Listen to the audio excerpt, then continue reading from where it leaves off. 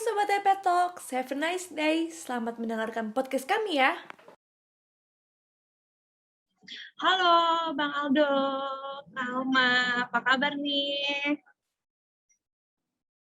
Halo, puji Tuhan baik. Halo. Alinda apa kabar? Baik. Lagi di mana nih kalian? Lagi di rumah kalau aku. Di rumah juga. Sama Kamu di luar ya? Iya, aku lagi di luar nih kebetulan. Sekarang kita ngobrol-ngobrol santai aja sih ya. Kita bakal ngobrol-ngobrol tentang HMPSEP itu apa sih, kayak gitu. Sebelumnya, mending kita perkenalan dulu aja kali ya untuk pendengar EP Talks kalian biar pada tahu siapa sih Bang Aldo, siapa sih Kalma, terus mungkin orang yang lain juga belum pada tahu siapa itu aku. Gitu. Boleh dari aku dulu aja kali ya. Halo, aku Alinda Marani dari staf dari Departemen Hubungan Masyarakat. Oke, halo semuanya. Aku Ronaldo Theodor, biasa dipanggil Aldo. Aku selaku Ketua Himpunan Mahasiswa Program Studi Ekonomi Pembangunan periode 2021. Halo Alinda, halo Aldo, selamat siang. Nama aku Hasna, panggil aja Alma. Aku di sini menjabat sebagai Wakil Ketua HMPSP 2021. Oke. Aku kan baru nih masuk himpunan di tahun ini. Berarti di 2021 lah ya, periode 2021. Ya mungkin aku belum tahu tentang kayak HMPSEP yang kayak dari dulunya tuh kayak gimana, sejarahnya tuh kayak gimana. Mungkin aku pengen tahu gitu, HMPSEP itu apa sih, kayak gimana bisa bergabung di HMPSEP itu, apakah harus orang-orang yang pintar, harus orang-orang yang yang harus punya pengalaman sebelumnya, mungkin yang udah punya pengalaman di SMA gitu. Soalnya kan kayak sejujurnya aku belum punya pengalaman di SMA gitu. Boleh gimana nih?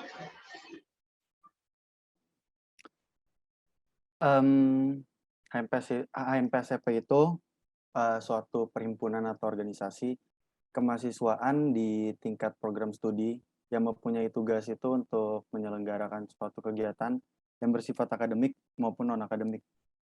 Kayak gitu. Mungkin perekrutannya bisa disambung sama Alma. Oke, aku sekalian nyambung sama perekrutan sama tadi ya, kayak emangnya yang masuk HMPSP harus gimana? Iya, benar. Perekrutannya sebenarnya sangat simpel sih. Ini kayaknya basic yang pasti dibutuhkan di organisasi manapun. Plus kalau misalnya daftar kerja juga akan butuh ini. Misal kayak CV, terus juga CV itu apa sih ya? Pokoknya CV itu isinya tentang pengalaman organisasi, terus profil kamu, terus juga prestasi apa aja, dan kayak gitu-gitu. Nah, terus kalau yang kedua itu ada motivation letter-nya. Misalnya kayak sebenarnya apa sih yang mendorong kamu untuk ikut untuk HMPSEP? Karena pasti kita juga pengen lihat dong ya latar belakang apa sih yang pengen mereka achieve, apa sih yang mendorong mereka untuk ikut gitu. Terus paling yang ketiga tuh DPS. DPS itu basically isinya tentang nilai nilai akhir kalian berapa, IPK kalian berapa gitu-gitu. Jadi itu jadi sebagai salah satu tolak ukur gitu. Nah, terus mungkin pertanyaan, enggak cuma itu doang. Nah, jadi pokoknya pada requirements-nya itu kan tadi ada 3 sih yang paling fundamentalnya ya, yang paling butuh gitu. Tapi tetap aja dilihat dari bagaimana performance pada saat interview gitu. Pada saat interview apakah bisa luas, terus pengetahuannya juga banyak, terus juga asik lah gitu ya. Pokoknya mudah berbaur dan cocok gitu sama kebutuhan kita gitu di himpunan. Paling buat pertanyaan tadi yang kayak emang harus masuk ke HMPSP kayak gimana? Sebenarnya Benar banget tuh itu. yang jelas itu masuk HMPSP tuh yang penting punya punya planning, punya target yang pengen kalian capai. Either itu untuk diri kalian sendiri atau untuk himpunan gitu. Kalau misalnya untuk diri sendiri, aku tuh pengen belajar leadership, pengen belajar public speaking. Sebenarnya kita nggak menyediakan course, tapi kita menyediakan wadah gitu. Karena ada prokernya kan Do ya. Kita tahu juga, Alida tahu ada proker, ada agenda yang bisa kamu pegang gitu. Jadi karena soft skill itu is part of the process, jadi ya pasti kita tuh memberi wadah untuk kalian berproses di himpunannya. Kayak gitu sih. Terus kayak di himpunan itu kan, himpunan itu kayak program kerjanya banyak banget. banyak banget. Pasti kan ada orang yang bisa kayak apa namanya tuh kayak bisa memanage waktunya tepat gitu. Misalnya kayak ada proper A, B, C, D gitu. Terus mungkin ada juga orang yang nggak bisa memanage waktu sama dengan orang yang bisa kayak gitu. Nah, terus ada nggak kira-kira di dalam himpunan, karena aku juga baru itu, mungkin pengalaman Bang Aldo atau Kak Alma, atau ada teman-temannya yang kayak ikut himpunan tuh malah nilai itu jadi anjlok. Jadi kayak misalnya dia tuh awalnya IP-nya tuh 3, misalnya 3,3, terus tiba-tiba pas masuk himpunan karena banyak proker atau misalnya mereka jadi sibuk, nggak fokus ke akademiknya, mereka malah nurun jadi 2 misalnya. Ada nggak yang kayak gitu? Mau aku dulu atau Alma? Bebas Boleh, nih, siapa aja? siapa Alma dulu deh, ladies first. Kalau kalau misalnya pengalaman IPK turun sih, mungkin nggak usah lihat orang lain dulu deh, lihat kita dulu aja ya, karena kan kita yang ngerasain langsung. Banyak faktor yang mempengaruhi kenapa IPK itu turun, gitu kan, atau naik sih. Benar, Tapi kalau aku pribadi, pada saat masuk himpunan itu, alhamdulillahnya itu mungkin tadi Alinda sempat mention, oh di himpunan itu bisa belajar ini loh, bikin proposal atau bikin laporan dan lain-lain. Tapi lingkungan di himpunan itu dibuild supaya kita tuh support satu sama lain. Kayak aku tuh jujur aja baru kenal sama temen kerja aku, temen kerja, temen belajar itu di himpunan gitu. Jadi bener-bener kayak, oh ini loh mereka teman belajar aku, dan akhirnya itu tuh ngedorong IPK malah gitu. Karena selain oke, mungkin gini ya urutannya. Kalau misalnya di himpunan kemarin itu kita punya cutting gitu kan, kita jadi staff, kita belajar dan bertanya ke mereka gitu.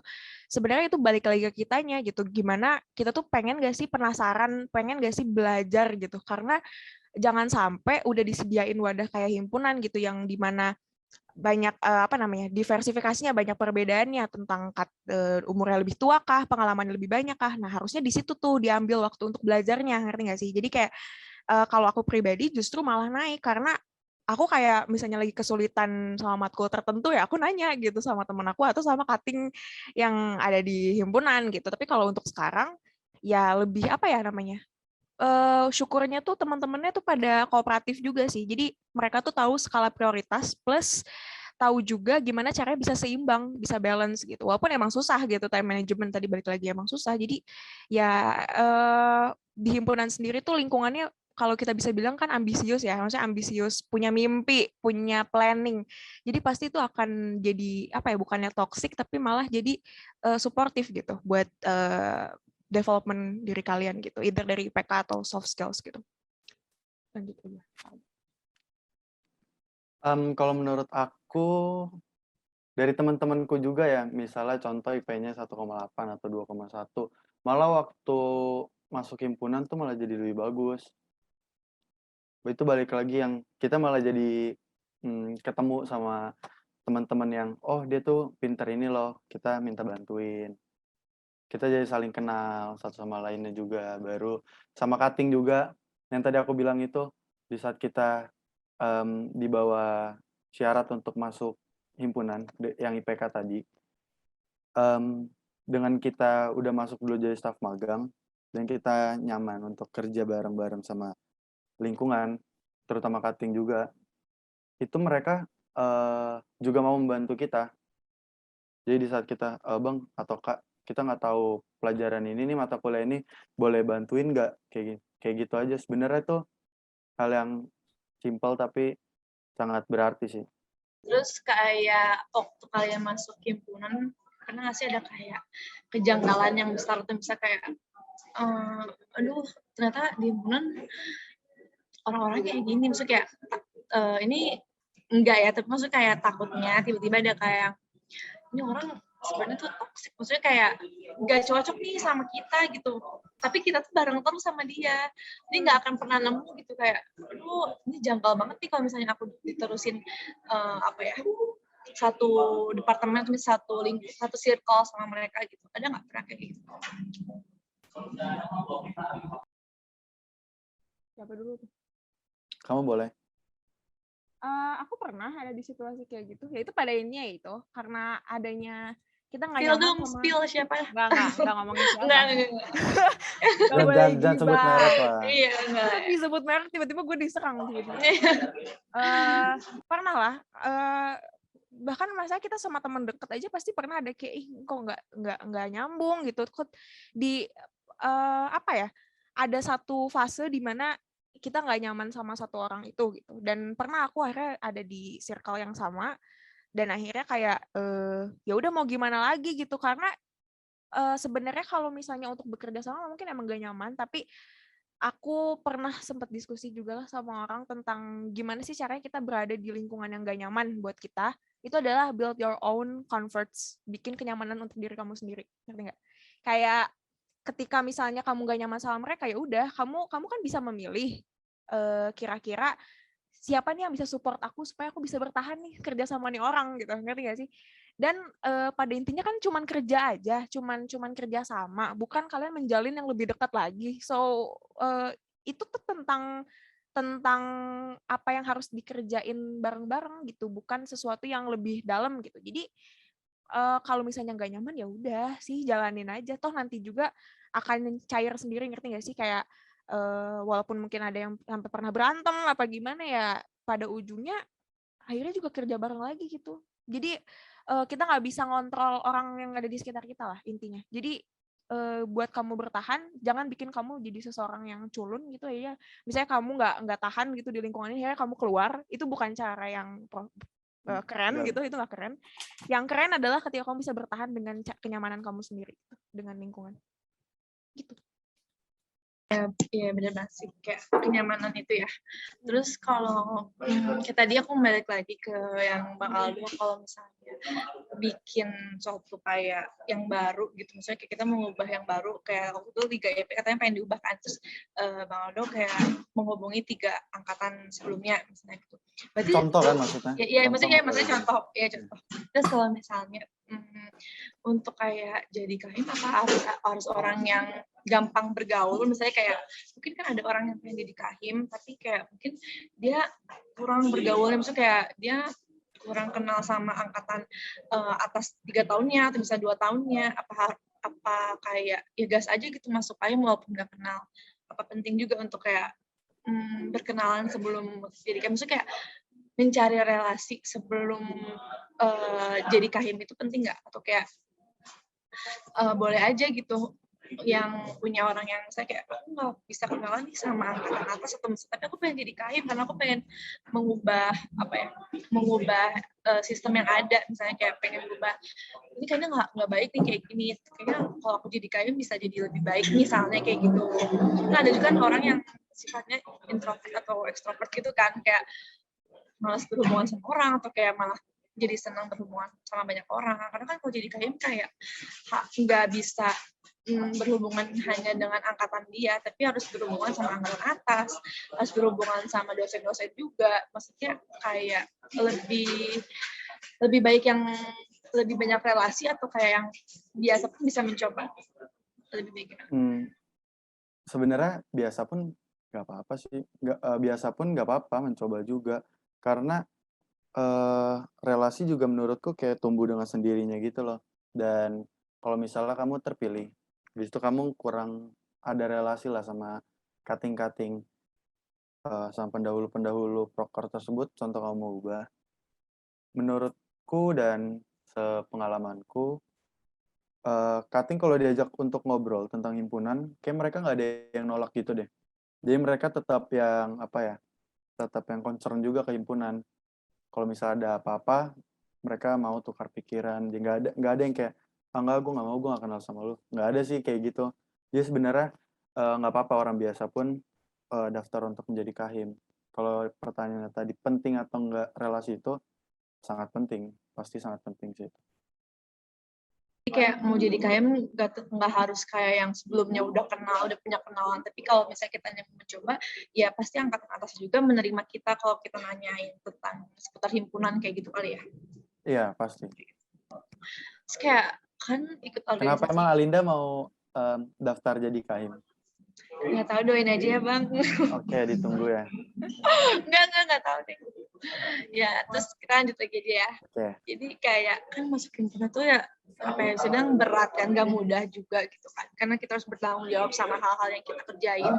Terus ada nggak ngerasa di diri Bang Aldo atau di diri Kak Alma kayak ngerasa kayak karena udah nyaman sama organisasi ini, terus kayak ngerasa ini kemampuan saya, maksudnya kayak ini kemampuan aku nih, kayak misalnya ada suatu kemampuan yang spesifik kayak ini kayaknya aku jago banget nih dengan hal ini gitu, atau misalnya kayak ntar kalau misalnya untuk skill misalnya kayak ningkatin skill aku nih udah paling apa ya, merasa kemampuan skill aku ini tuh bisa untuk aku apa ya, tunjukin lagi gitu.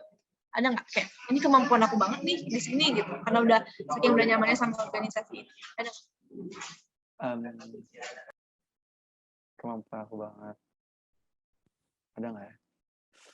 Sebenarnya malah jadi tahu sih, bukan yang kayak apa namanya kemampuan aku banget, tapi malah jadi tahu kayak kayak digali-gali gitu waktu masuk himpunan. Jadi ini kayaknya salah satu kemampuan juga deh, yang aku sebenarnya nggak sadari itu sebelumnya. Itu banyak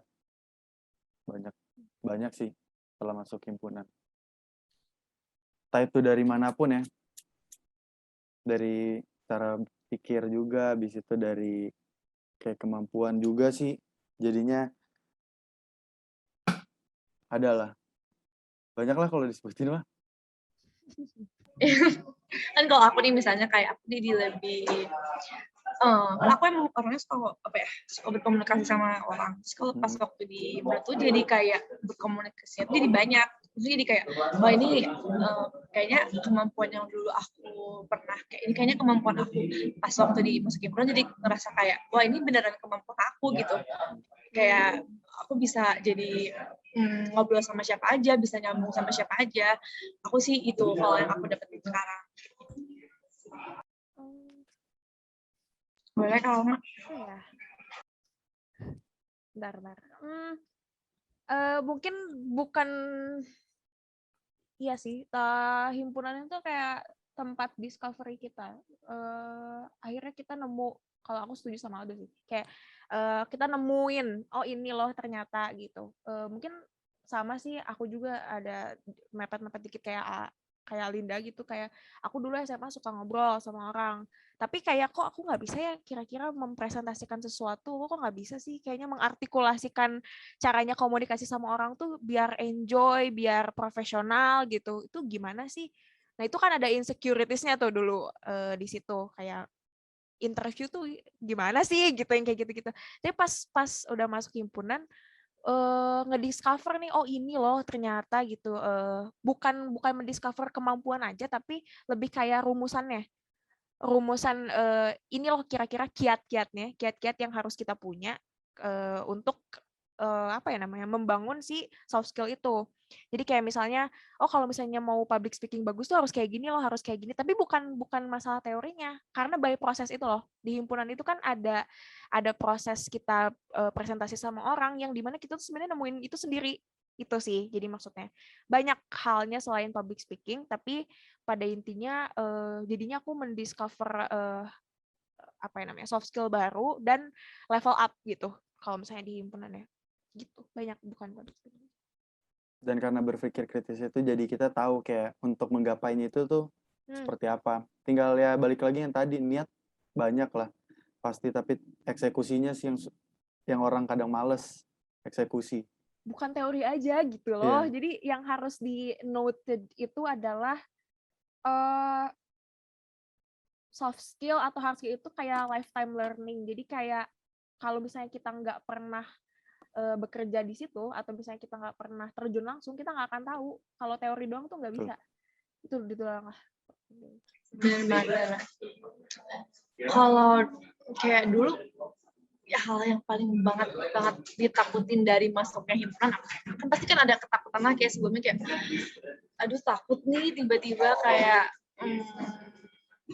kayak ini nggak sesuai apa yang aku rencanain dari awal. Bisa kayak dulu tuh takut pengennya kan nambah relasi, taunya malah jadi kayak relasinya tuh kurang atau kayak gimana. Pernah nggak kayak ketakutan terbesarnya tuh apa itu yang bikin janggal gitu, kayak aduh ternyata pas masuk kok jadi kayak gini kayak gitu. Ketakutan berarti ketakutan di awal ya? Iya, ketakutan di awal. Nggak ada sih. Waktu masuk himpunan nggak ada kok ketakutan apapun. Fearless. Paling seenggaknya maksudnya bukan ketakutan tapi malah jadi menyiapkan diri karena aku tahu waktu paling susah kan. Yang berasa itu waktu emang benar-benar waktu aku jadi staff, waktu di semester 2 itu berasa banget sih, beda banget sama semester 1. Di mana semester 1 aku kayak kemana aja, ayo deh gas. Benar-benar yang masih main-main aja, tapi waktu udah mau masuk himpunan, emang nggak ada takutnya, cuman malah menyiapkan waktunya sih, lebih dibagi.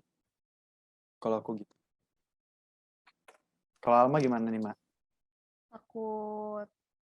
Takut nggak berkembang. Takut Ya itu bisa sih kayak udah ada ketakutan. ya, takut ternyata di sini tuh nggak ada perubahan yang signifikan gitu. Iya. Terus mungkin yang kedua, takut nggak bisa merealisasikan apa yang udah aku ekspektasikan. Lebih kayak ini sih, lebih kayak boundaries-nya, batasan yang udah aku taruh di diri sendiri, takut nggak terjadi. Dan mungkin ini sih, takut ngerusak. Takut adanya eksistensi. Takut kacau ya, takut malah jadi kacau. Eksistensi aku di sini either akan menurunkan standar, merusak, atau malah sangat-sangat bagus. Jadi kan itu ada pilihan kayak gitu kan. Iya. Jadi aku lebih ketakutannya ke situ. Aku takut kayak gitu lah. Kalau mungkin ini sih stigma yang sangat berkeliaran adalah mereka turun. Tapi nggak yang sampai turun sampai banyak banget gitu. Cuman kayak kepikiran aja. Ini takut nggak bisa bagi waktu, takut nggak bisa apa yang namanya ambis gitu. Iya, takut nilainya ngedrop juga ya yang tadi akademik di awal. Takut ngedrop karena ya kita kan punya kewajiban buat akademik gitu. Masa iya kita terlalu mengagungkan himpunan sampai akhirnya kita nggak bisa mengikuti kewajiban kita dulu gitu. Tapi Skala prioritas sih balik lagi ya. Skala prioritas itu penting. Jadi kayak ya menyusun skala prioritas itu penting, tapi akhirnya kita gimana caranya bisa balance aja.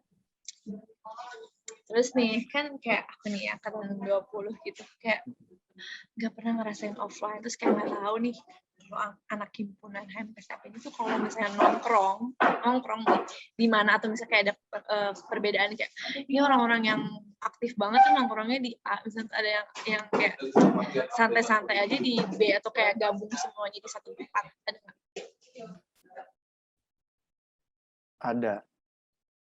Ada. Gimana gitu. Boleh? Ada sebenarnya kalau bisa dibilang rumah EP lah, rumah EP itu sebenarnya DSC. Karena orang-orang yang kayak misalnya sebelum kelas atau mau makan, itu rata-rata anak-anak EP tuh ke SC, mau dari cutting berapa sampai yang paling muda, itu ada di situ, kita nyanyi bareng, kita nongkrong-nongkrong bareng. Atau enggak kita paling bisa cari makan juga kalau bosan di SC di OBC. OBC kan terlalu rame banget gitu kan. Tapi rata-rata sih di SC sih, apa-apa di SC. Tidur di SC, ngerjain sesuatu di SC, semuanya di SC sih. Oh iya, makanan di SC juga enak banget, guys.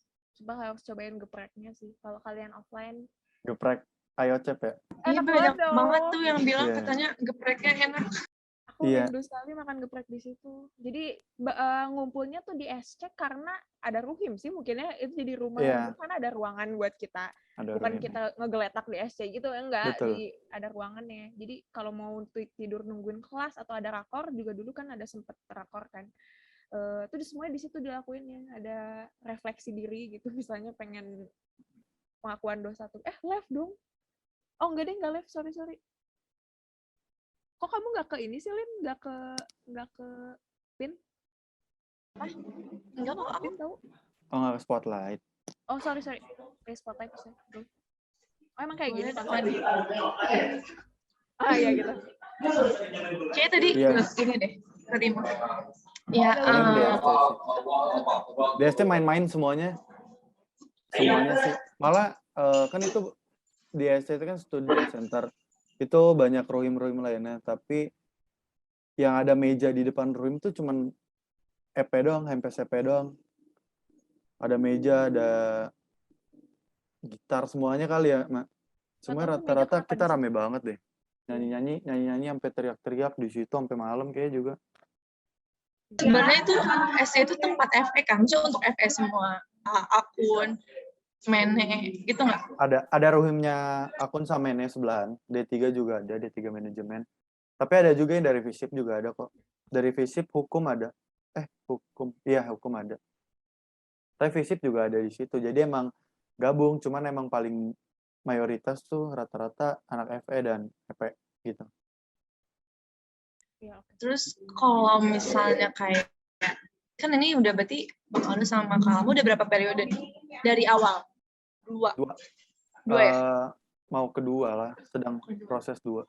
Selama 2 periode itu yang ada nggak sih proker-proker yang benar-benar seru, benar kayak wah ini benar-benar prokernya seru banget, kayak ekspektasinya tuh nggak sejauh itu, tapi ternyata yang dilakuinnya melebihi ekspektasi. Enak nggak? Ini kita menjadi panitia atau menjadi peserta juga boleh? Boleh banget. Ya, apa aja, ceritain aja. Siapa dulu nih? Alma dulu deh. Alma nggak sebut gradu yang offline, aku kecewa sumpah. Ya aku nyebut itu. Oke. Sebenarnya bukan ini sih, bukan paling seru, tapi paling karena kita yang pegang ya mungkin ya. Karena kita pegang kan kita berarti udah merencanakan banyak hal tuh. Banyak itu sih pada intinya itu ada di ekspektasi yang udah kita bangun, udah ada itu juga waktu itu. Graduates yang offline itu kritikal banget lah pada intinya, kondisinya itu nggak apa-apa kayaknya ngomong kayak gini, itu si kita udah Kita santai aja. udah sama-sama tahu kalau itu adalah si proker sebulan. Jadi kenapa itu jadi seru karena bener-bener kayak dilatih kayak gimana sih, aku tuh belum kenal sama siapapun jujur. Aku waktu tuh sama Aldo aja SKSD. Iya nggak sih? Waktu enggak deh, ya pokoknya belum kenal banget.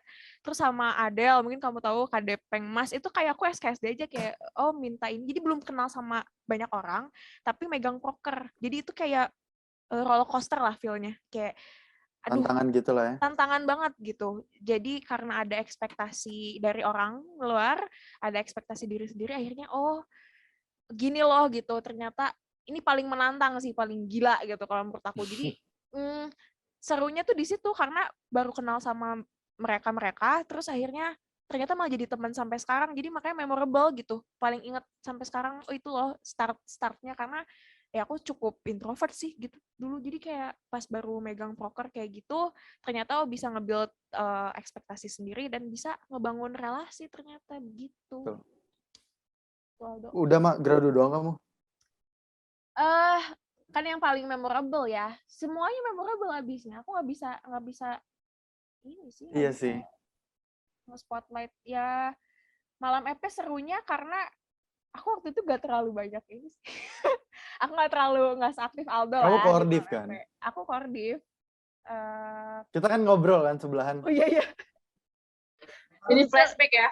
Jadi flashback. Iya, jadi pokoknya flashback.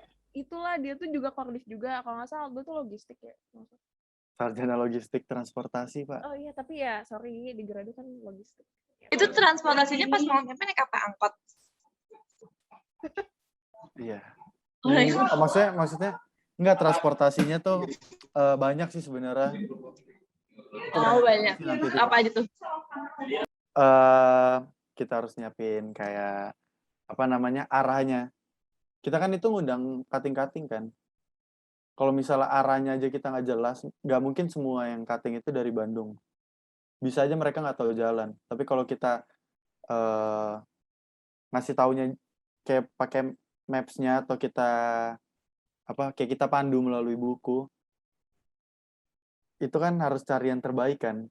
Cari jalan yang besar, habis itu nggak macet. Nah itu yang susah-susahnya. Baru jadi apa sih bahasanya tuh? Riders. Iya, rider. Iya. Nah itu kayak itu harus disiapin juga kan. Banyak sih. Aku juga malah awalnya, malah ceritain ya. Gak apa-apa lah ya. Ceritain aja. Iya. Awalnya malah karena emang nggak tahu ya, basicnya emang nggak tahu organisasi yang kayak gimana. Yang paling cuma yang acara marketing, terus konsumsi tahu lah ya. Logistik aku kira tuh cuma ngangkat awalnya. Nganterin barang. Iya. Dan itu kan emang bantu teman yang kayak, Dok jadi koordif ya gini bla bla bla bla. Nah, Ya udah aku yain. Ternyata menurutku ya 70% lah bisa dibilang. 70% dalam suatu proker itu adalah dipegang sama logistik. Kayak nentuin tempat, habis itu panggung semuanya. Itu logistik. Kayak gitu. Terus kalau pertanyaan Nalinda tadi, yang sangat berkesan buat aku ya. Yang sangat berkesan, balik lagi si pemegang proker itu sendiri, KP. KP sangat berkesan lah itu. Kalau diceritain dari awal, aduh panjang banget. Bisa 3 jam kayak deh. Singkat boleh. Karena adalah suatu eksiden bisa dibilang. Habis itu aku menjadi ketua pelaksananya dalam kurun waktu kurang lebih 2 atau 3 bulan KP. Sampai ada sosialisasi juga sama kating-kating juga, pemegang-pemegang Pride KP sebelumnya. Terus biaya juga, habis itu sumber daya, benar-benar yang kepanitiaan juga ada yang nggak tidur, besoknya sakit, benar-benar totalitas banget. Aku sampai Alma datang, itu kan Alma datang MC, cuman dia datangnya kan sekitar jam 9 atau jam berapa gitu. Aku jam 4 pagi atau jam 5 pagi kepanitiaan yang di TKP, itu ngechatin orang-orang Bandung, kayak kita minjem TV kamu bayangin, kita minjem TV. Gila banget orang. Minjem TV, bro. Minjem TV ke siapa? Jam Ya 5. ke anak-anak, iya. Itu benar-benar banyak lah pengorbanan untuk KP itu. Minjem TV, Jadi sangat berkesan. TV di rumah. TV di rumah, yang kocaknya tuh, jadi, Jam 5. halo, Terus kontakin siapa jadinya? Alma, Vina, terus siapa lagi ya? Olive. Banyak deh, sampai yang jauh-jauh juga tetap dikontakin. Dapetnya siapa? Dapatnya ternyata Punya rumahnya. yang punya rumah itu. Punyanya Apa? punya Kakak Risma. Terus ngapain ngehubungin yang lain kalau yang jadinya rumah Nah itu? itu dia, karena kita kira TV rusak, ternyata alat switchernya yang rusak. Dan itulah, banyaklah terjadi ya, Mak. Habis itu, masih boleh lagi nggak sih yang berkesan banyak nih? Boleh. Graduation lah. Graduation juga sangat-sangat berkesan lah. Itu yang, ya Alma pasti tahu lah, kepanitiaan capek banget tuh, nggak tidur kan. Nggak tidur, ya benar sih nggak tidur. Nggak tidur, habis itu ada terjadi suatu eksiden juga, kayak kaca pecah ya, Mak. Kaca meja itu pecah. nggak tahu tuh. Pokoknya kaca pecah, terus tiba-tiba. Kaca apa yang pecah? Kaca meja di North Point ya. Sama kalian? Bukan Iya, sama kepanitiaan. Terus digantiin nggak? Diganti. Rugi dong, udah nyewa terus diganti. Iya. Ya gitu bisa dibilang. Rugi.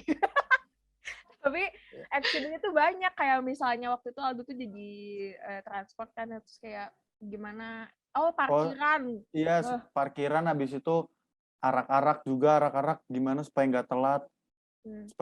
Habis itu supaya nggak macet, habis itu kalau tiba-tiba ada polisi kayak gimana, itu juga yang jadi buat muter otak banget, sampai aku seakan-akan tuh kayak preman gitu, tau gak sih aku yang kayak turun di jalan, habis itu aku manggil tukang parkir lagi parkirin, bang sini bang, nggak mungkin aku ke tengah jalan kan. Iya, tabrak dong. Iya, jadi yang aku nyewa juga supaya dia bisa kita kerjainnya bener. Iya, dia halangin jalan supaya kita lancar jaya. Untungnya sangat-sangat lancar jaya. Pokoknya di KP sama pokoknya di proker lah pasti ada accident yang teknis dan aduh gimana nih gitu, kita baru yang nggak mungkin kita lupain lah ya. Ya, terus yang jadinya nangis gitu, yang kayak gitu tuh jadinya jadi inget gitu. Oh yes, pernah saling nguatin gitu ya. Saling nguatin. Nggak apa-apa. Iya. Iya, waktu eval yang graduate, ingat nggak, Mbak? Aku lupa deh. Emang kenapa eval graduate? Iya, yang aku udah mau tidur kan di belakang, tiba-tiba eval baru kordif sama ring 1 disuruh maju. Baru aduh, udah nggak kuat banget. Habis itu aku samping Alma, sampai aku pokoknya ada bisik-bisikan lah sama Alma. Aku nggak inget loh, Dok. Nanti. Kesian aku nggak diinget. Nggak, soalnya kayak aku sering banget ketemu sama Aldo, jadi kayak ini yang Kalau banyak bro gitu. Tapi kalau misalnya jadi peserta, Mak, kamu nggak ada ngerasa Kamu nggak ada ikut kepanitiaan lagi ya? Atau ikut serta dalam proker? Kalau aku kan maksudnya Liga EP. Liga EP Workshop. aku itu berkesan juga sih Liga EP, apalagi Oh futsal ya. iya, aku ingat yang kamu bilang gitu ya, pakai kipas angin apa? Aduh, kocak banget. Itu aku diceritain dia juga sih. Iya, Pokoknya, aku Liga EP berkesan sih Liga EP-nya. Waktu itu ketua pelaksananya tuh Bang Mingsen. Itu berkesan sih buat aku. oh Liga EP offline. Kirain Offline, Liga offline. EP Willy. Oh, Online juga berkesan juga kan kita satu tim soalnya. iya benar. Cari aman ya, cari aman ya. Apa ya, kalau aku mungkin waktu jadi peserta, mungkin di proker teman-teman sendiri sih, karena ya itu yang aku ikutin offline tuh ya SD binaan itu kayak yang waktu aku masih bener-bener belum masuk himpunan itu serunya karena ya itu baru pertama kali kenal, jadi aku POV-nya lebih kayak kalau ini start point-nya aku akhirnya mulai semua ini gitu. Itu yang jadi memorable. Kalau misalnya gradu itu start point-nya akhirnya aku bisa sampai ada di sini sih, itu kayaknya start point kayak akhirnya bisa kerja sama Aldo, bisa kerja sama yang lain, itu start point-nya sebenarnya dari gradu sih kalau aku bisa bilang ya. Terus habis itu yang berkesan lainnya ya di KP aku jadi MC dadakan, seru. Gak apa-apa sih aku ngomong kayak gitu. Tapi itu Nggak apa-apa, pengalaman juga nggak sih? ada critical, ya itu critical situation-nya. Jadi Iya. kayak waktu itu aku diminta jadi MC sama Willy, kita sebagai partner Kesma juga bertiga ya always. Terus yang kayak dijadiin MC, terus yang memorable-nya karena aku nggak pernah nge-MC sebelumnya guys, aku belum pernah. Jadi kayak ya udah itu pertama kali aku nge-MC, terus akhirnya jadi itu thanks to Aldo juga, akhirnya lebih pede untuk public speaking sih gara-gara MC. Jadi ada Benar. ya DEE workshop juga jangan lupa, karena itu webinar kayak gitu tuh menarik, dan mentoring itu mentoring seru Iya. buat partner. Makasih juga untuk Kak Alma sama Kak Aldo udah bersedia podcast kali ini di EP Talks. Semoga para pendengar EP Talks juga mendapatkan inspirasi dari Bang Aldo sama Kak Alma. Terus yang masuk himpunan jangan ada rasa takut sama kalaupun kamu kayak introvert, kayak malah di sini bisa jadi mendapatkan relasi yang banyak, bisa belajar ngomong juga, tadi yang kata Bang Aldo sama Kak Alma, gitu. Bisa meningkatkan skill-skill yang sebelumnya belum ada, kayak gitu. Makasih Bang Aldo, Kak Alma. Makasih juga. Makasih Alinda dan Uma sudah mengundang kita. Ditunggu ya EP Talk selanjutnya. Oke. Sekian dari podcast episode pertama kami. Terima kasih untuk para sobat EP Talks yang telah mendengarkan sampai akhir. Semoga konten-konten kami ke depannya bisa lebih bermanfaat lagi. Thank you.